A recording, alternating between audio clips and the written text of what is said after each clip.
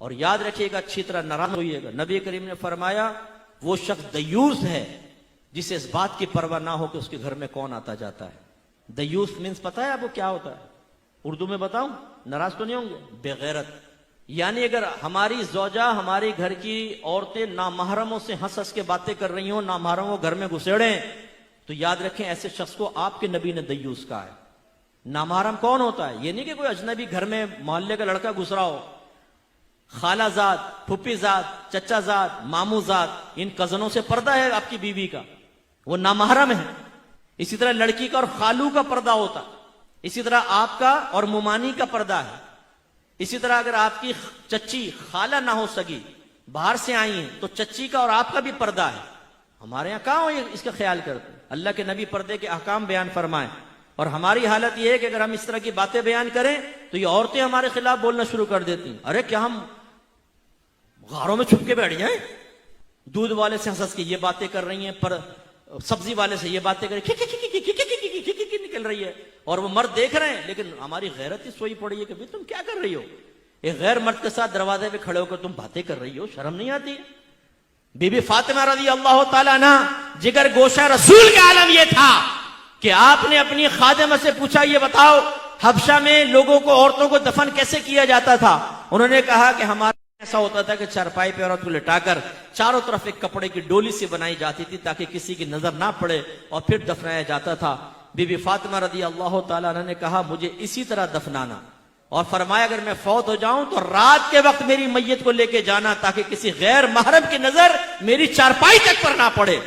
وہ be be Fatima نبی کریم صلی اللہ علیہ وسلم کی بیٹی، تربیت یافتہ، یہ کہے، اور یہ بی بی فاطمہ کو ماننے والی، ان کی نیازیں کھانے والی، یہ کہے کہ ہم پردہ نہیں کریں گی، اور گھر کا وہ سرپرست بے وقوف قسم کا وہ کہتا ہے کہ جی میں پرمیشن دیتا ہوں تم بغیر پردے کے گھومو پھرو۔